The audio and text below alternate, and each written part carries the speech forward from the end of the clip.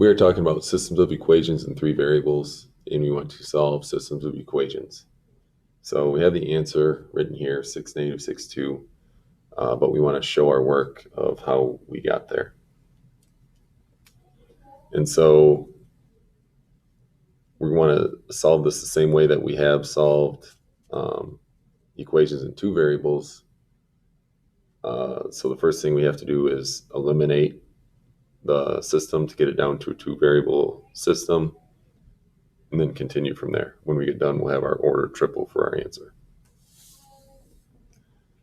So if we look at our coefficients, we see that we have negative 3, negative 6, negative 1. Those would be pretty good to cancel. We have 1, negative 2, 1. We have negative 1, 6, and negative 3. So which one would be easiest to cancel? We could figure out ways to do all of it.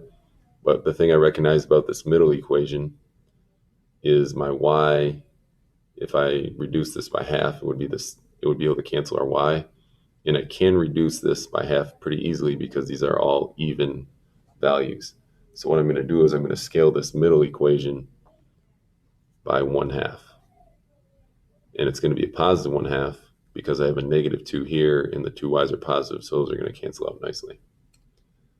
So I'm going to write this equation down right over here. And we're going to get negative 3x plus y minus z is equal to negative 26. And then that was this top equation I wrote down right here. And then I'll write this bottom equation right over here, which is going to be negative x plus y minus 3z is equal to negative 18. So that was that one right there. And then I want to take my scaled equation and I want to use it and put it into both equations to cancel the y variable.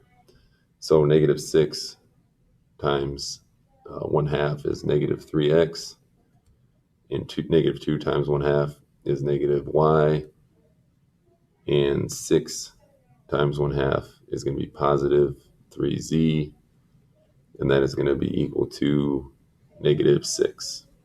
So we're going to add that together,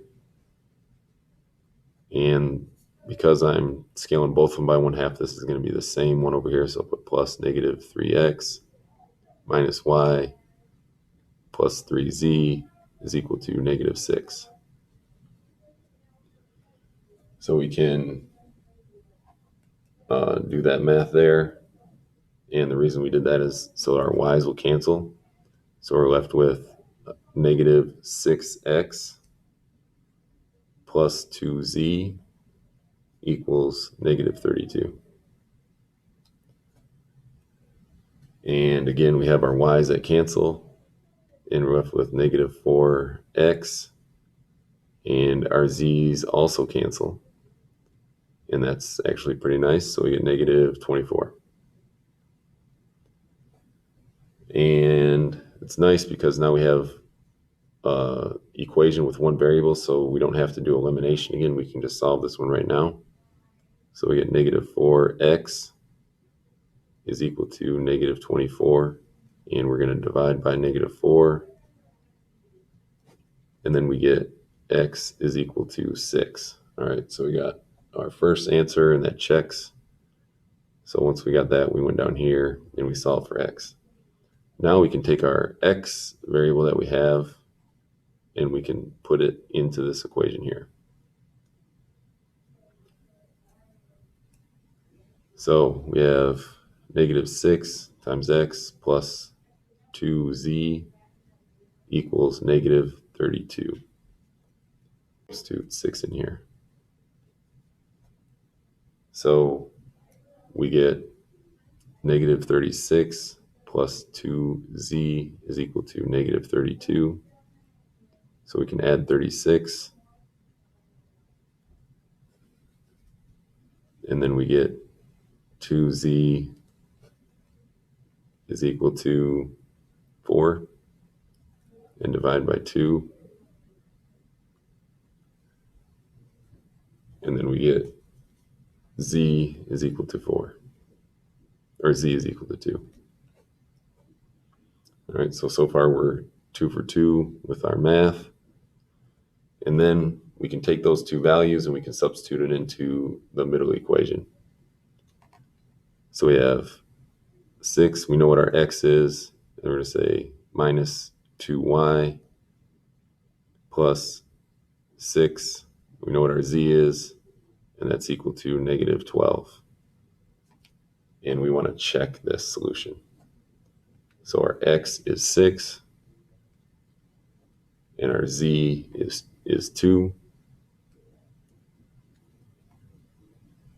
And then we want to solve to check to make sure it's correct. So we got 36 minus 2y plus 12 is equal to negative 12. Oh, this is a negative 6x. So this is negative 36. So we can add these together, and we get negative 24.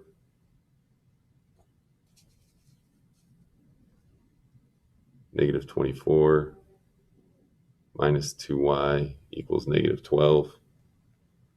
Add 24. And then we get negative 2y is equal to positive 12. And we can divide by negative 2. And then we get y is equal to negative 6. So then we get 6, negative 6, and 2.